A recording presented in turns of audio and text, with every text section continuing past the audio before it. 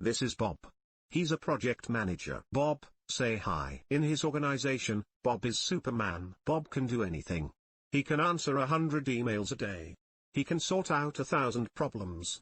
And he can even make everybody's tea. At the moment, Bob is working on a construction project. It's going well. Even though he's 3 months behind schedule and he will overspend his budget by 20%, that's really good progress in Bob's organization, because normally, things turn out a lot worse than that. In fact, where Bob works, even though most projects start off well, many of them seem to end badly. They are usually late, or over budget, or don't deliver what was promised. Oh well, that's just the way with projects, isn't it? Like today. Today hasn't been a good day. The company that supplies the concrete for the foundations has just rung to say that they can't deliver tomorrow. That's not good news. If the foundations aren't laid, then not much else can happen, and everything gets delayed. Not only that, Bob will still have to pay his workforce, and that will mean even more spend. Oh no. And it's not the only thing that has gone wrong. In fact, lots of things are going wrong at the moment. It must just be really bad luck this month. Oh well. That's just the way with projects. Things that make you late will always happen. And there's not much that you can do about it.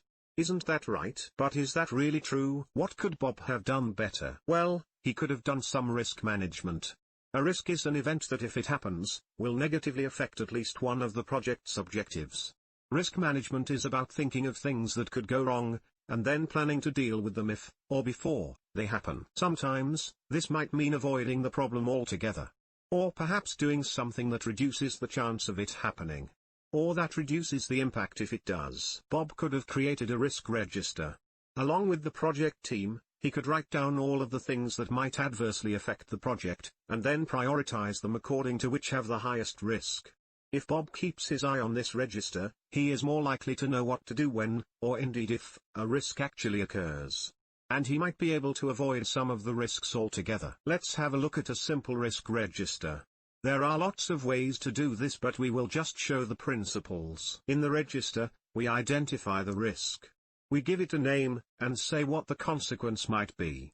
In Bob's case, the risk is that the concrete may not arrive on time. The consequence is that laying the foundation and any related activities will be delayed, and costs will go up. We then ask how likely this risk is to occur.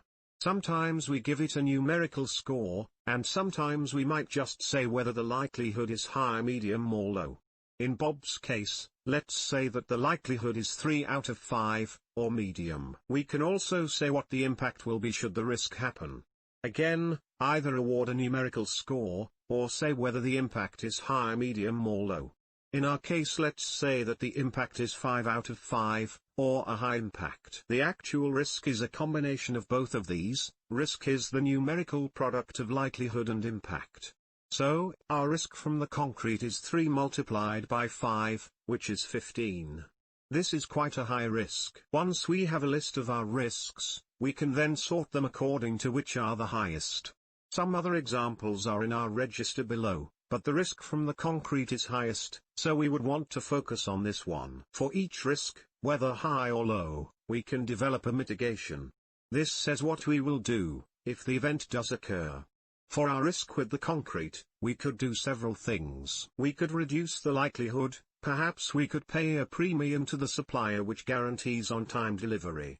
Maybe this has a downside, perhaps increasing cost, but it might be worth it. Or we might reduce the impact.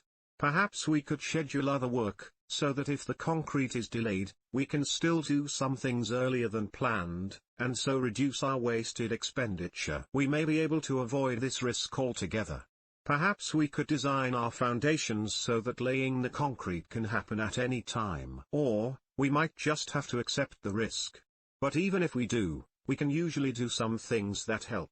For example, we might be able to allocate financial and schedule contingencies to the project, so that at least we have cost and time reserves available in support. Once we have decided our mitigating action, we can then judge what residual risk we are left with. Ideally, we would want our residual risk to be a low value. If not, further action might be needed, or we might just have to be more vigilant. And 2 more things are important. First of all, always assign a risk owner. It will be this person's responsibility to look after the risk. They will be the one who takes the action when required, or assigns it to someone and make sure it is done. Secondly, once you've created your risk register, don't just put it to one side. Keep reviewing it regularly, because risks change. New ones appear, and old ones change their nature, for example becoming more or less likely as time goes on. So Bob, with a little risk planning and management, things needn't have turned out so badly. Is that right? Thank you for watching this short session. We hope that you have enjoyed it and found it useful. We are Cephas Project Management, and we've been helping people to manage their projects for a long while.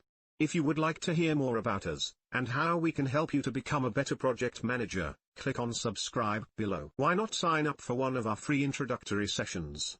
You can find details on our website, and details are given at the end of this video. Or perhaps you would like to reserve a place at one of our courses. We train in several areas, including project planning and controls, agile project management, program and portfolio management, project risk management and many others. We hope to see you again soon, but for now, goodbye.